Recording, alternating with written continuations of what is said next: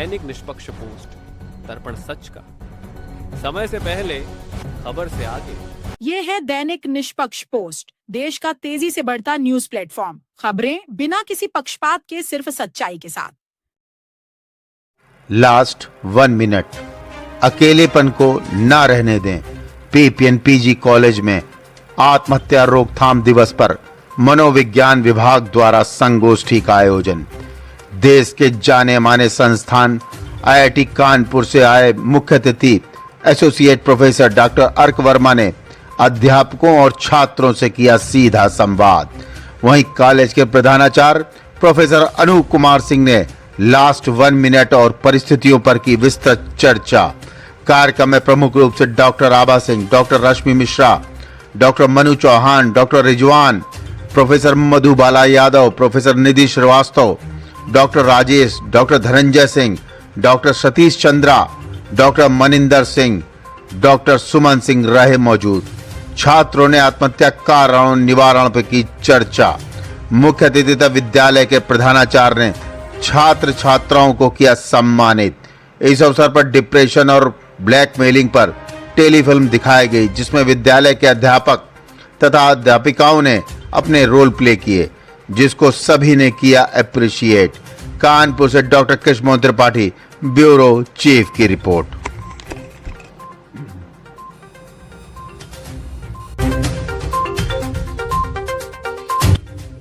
मैं professor Anoop Kumar Singh, principal PPN degree college Kanpur. आज बहुत हर्ष का विषय है कि पूरे देश में जो एक चिंता का विषय है समाज वैज्ञानिकों के लिए, नहीं बल्कि पूरे समाज के लिए, नीति निर्माताओं के लिए और पूरे शासन सरकार के लिए, उस विषय पे गंभीर परिचर्चा हो रही है, यानी कि आत्महत्या पर। अपना जीवन मूल्यवान है, वो जीवन सिर्फ आपका नहीं है, समाज, राष्ट्र, परिवार का है, इसलिए उसको बना के रखना है, बना के रखना है और उसको उत्साहित करते रहिए, दूसरों को उत्साहित करना है। आज विश्व आत्महत्या निरोधक दिवस है, जिस अवसर पर आज हमने आईआईटी के एक मूर्धन्य विद्वान प्रोफेसर अर्क वर्मा जी को बुलाया है। उनके व्याख्यान से हमारे विद्यार्थी लाभान्वित हुए हैं कि किस तरीके से आत्महत्या को रोका जाए, उसके तमाम उपाय क्या होने चाहिए। उस पर बहुत सघन चर्चा हुई। मुझे आशा है आज उनके व्याख्यान से हमारे तमाम विद्यार्थी जो मनोविज्ञान, समाजशास्त्र, राजनीति शास्त्र, अर्थशास्त्र और अन्य विषयों के हैं और पूरी फैकल्टीज ने उससे लाभान्वित हुए होंगे। बहुत बहुत धन्यवाद। नमस्कार, मेरा नाम अर्क वर्मा है। मैं आईआईटी कानपुर के डिपार्टमेंट ऑफ कॉग्निटिव साइंस में एसोसिएट प्रोफेसर हूँ। आज मुझे यहाँ पीपीएन कॉलेज में प्राचार्य महोदय ने आमंत्रित किया था आज विश्व आत्महत्या निरोधक दिवस के उपलक्ष्य में कुछ बातें कहने पर, कुछ बातें साझा करने पर। और मैं ये कहना चाहता हूँ कि पहले तो ये बहुत दुख का विषय है कि ये विषय जो है, ये जो समस्या है, ये गहराइयों तक हमारे समाज में, हमारे देश में और ना ही सिर्फ हमारे देश में बल्कि विश्व में भी फैल चुकी है। मगर ये हर्ष का विषय है कि इस समस्या पर चर्चा के लिए जो भी एकेडमिक्स हैं, हमारे प्राचार्य महोदय आभा सिंह मैम जो डिपार्टमेंट साइकोलॉजी के हैं, ये बहुत इम्पोर्टेंट है कि इस चीज़ पर हम बात करें। और ये बहुत इम्पोर्टेंट है कि इस समस्या से बाहर आने के तमाम उपाय किए जाएं, ना कि सिर्फ एक समाज की तरह बल्कि व्यक्तिगत स्तर पर भी हम सभी अपने आसपास इन चीज़ों का ध्यान रखें और किसी को भी कहीं पर इस मनोवृत्ति में ना जाने दें कि आत्महत्या ही उनकी समस्याओं का एक समाधान है। ये बहुत ज़रूरी है कि सभी लोगों के साथ एक अच्छा सपोर्ट सिस्टम हो, जिससे कि वो अपनी बातें, अपने हृदय की चीज़ें साझा कर पाएं और किसी भी तरह की अपेक्षाओं का इतना जोर ना पड़े कि उन्हें लगे कि हम उपयोगी नहीं रह गए हैं और इस समाज में हमारी कोई उपयोगिता नहीं है। मानव जीवन सबसे अमूल्य चीज़ है और मुझे लगता है कि हम सभी को साथ में मिलकर इस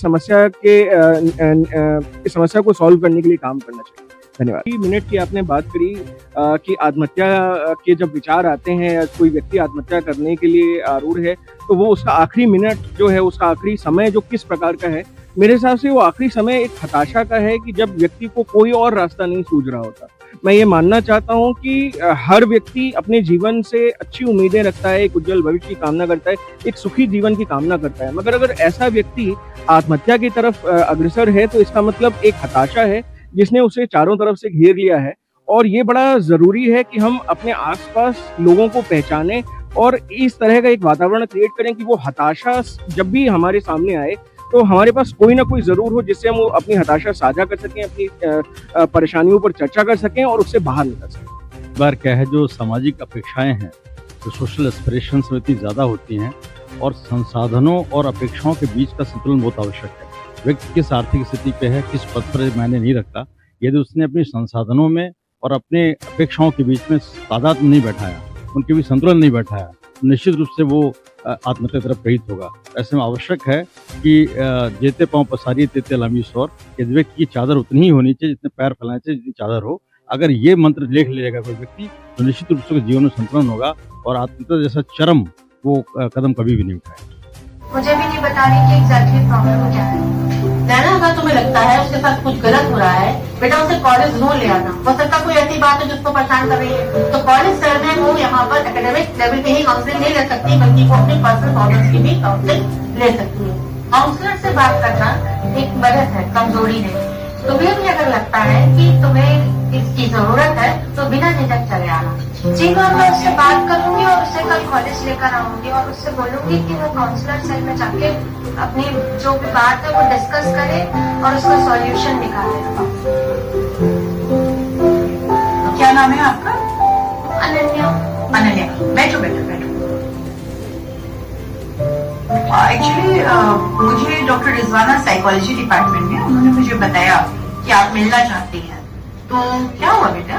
मैम को कुछ फोटोज मैं भी नहीं भेजा। किस तरह की फोटो? खुल के अपनी बात कहो।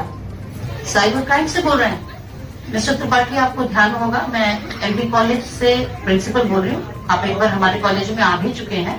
यस मैम, आपका नंबर सेव है, बताइए बताइए। बहुत अर्जेंट है। ये हमारी जो काउंसलर है उन्होंने ट्रेस किया है, हमारी एक फीमेल स्टूडेंट को कुछ हैरेसमेंट टाइप के मैसेजेस और कॉल्स आ रहे हैं थ्रेटनिंग, और हमें शक है कि ये डीप फेक साइबर क्राइम हो सकता है।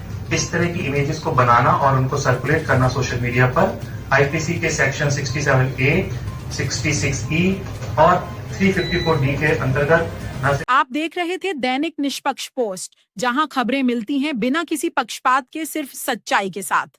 जुड़े रहिए और बनिए निष्पक्ष खबरों की ताकत का हिस्सा।